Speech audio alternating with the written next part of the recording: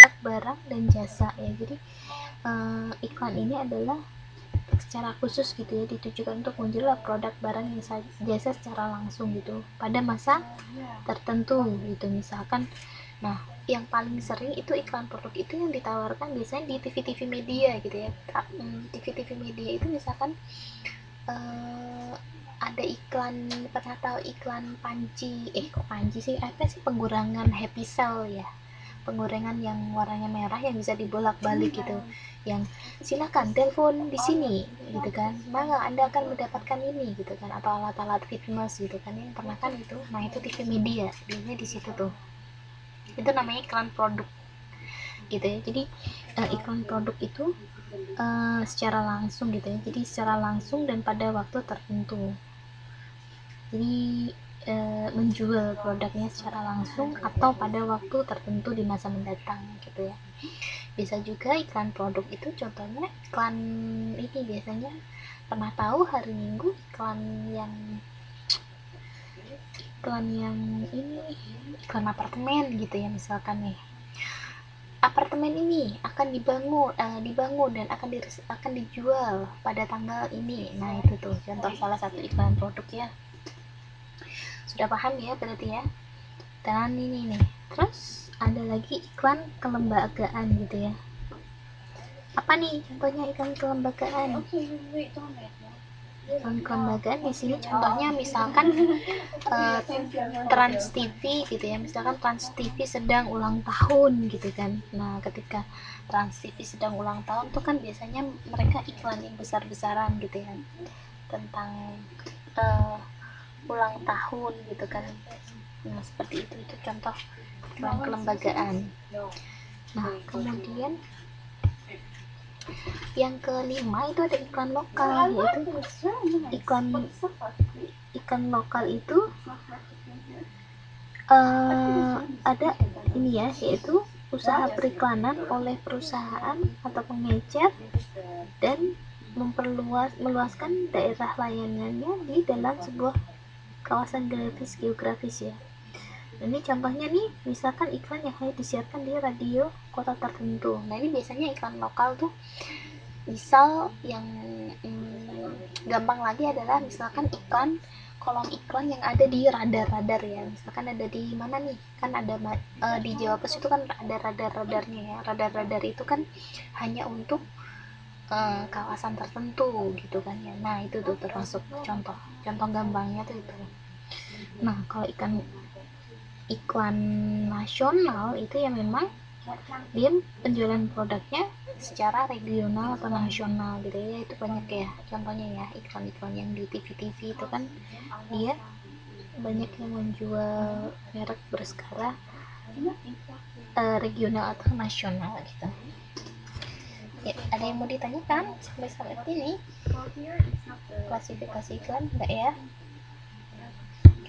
Oke kita lanjut lagi. Nah ini nih ada tujuan dan proses periklanan gitu ya. Ya ampun, tujuannya apa sih beriklan itu ya? Kita tahu ya bahwa iklan itu adalah menjadi salah satu hal yang terpenting gitu kan ya, menjadi salah satu hal terpenting dalam sebuah komunikasi bisnis. Nah tujuan, nah sebentar nih. Oke, jadi tujuan periklanan gitu ya. Apa sih tujuan periklanan sendiri? Tujuan periklanan itu adalah memasarkan produk dan jasa, itu pasti itu kan ya. Jadi kita kan memang beriklan gunanya adalah untuk promosi gitu kan, jadi memasarkan produk dan jasa. Yes, promosi gitu ya. Ada terus kemudian ada kan ya iklan jodoh, itu adalah promosi diri sendiri. Bener nggak kayak gitu? Itu termasuk periklanan. Jadi memasarkan produk diri ya itu. Nah itu termasuk, ada yang beriklan seperti itu kan ya. Nah ada juga untuk meningkatkan kesadaran merek atau perusahaan. Jadi ketika saat itu misalkan produknya sudah, misal nih contohnya adalah Coca-Cola gitu ya. Coca-Cola itu kan sudah terkenal sekali. Coca-Cola itu adalah salah satu merek yang sudah terkenal gitu kan ya. Jadi ketika Coca-Cola beriklan gitu ya, beriklannya biasanya kan bagus-bagus gitu kan, ada tema-temanya, misalkan pada saat tahun baru seperti itu ya, itu supaya orang itu semakin teringat gitu, jadi semakin meningkatkan kesadaran merek gitu. Nah, atau perusahaan, jadi ada iklan-iklan yang memang dia ditujukan untuk meningkatkan perusahaan gitu ya, misalkan perusahaan apa gitu, dan dia beriklan supaya semakin terkenal gitu kan ya. Terus ada yang ketiga itu adalah merangsang sikap favorable gitu. Jadi merangsang sikap favorable ya terhadap pengiklan. Jadi contohnya gini nih, merangsang sikap favorable itu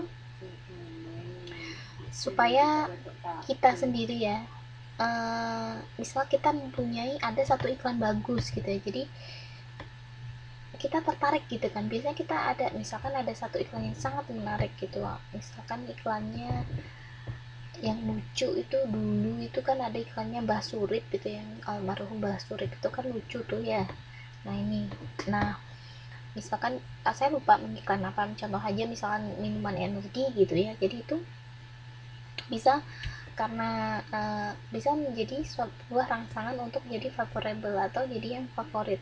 Oh, iklan ini bagus gitu ya, oh iklan ini bagus, wah ternyata bisa juga nih produknya bagus, seperti itu gitu. Terus kemudian tujuan periklanannya lagi adalah agar khalayak mau mengetahui lebih banyak informasi tentang iklan gitu ya, tentang barang yang diiklankan. Itu sudah pasti ya, seperti itu. Nah, untuk sekarang ini kalau kita beriklan ada prosesnya dong, yang pasti ya ada prosesnya ya. Jadi ada proses periklanan gitu kan. Jadi prosesnya seperti apa aja sih gitu kan. Nah, yang pertama itu adalah merumuskan masalah. Masalah. Bagaimana kita harus tahu ya, kita mau bikin iklan masa nggak tahu gitu ya, masa mau bikin iklan gitu aja. Jadi kita ada masalah gitu ya.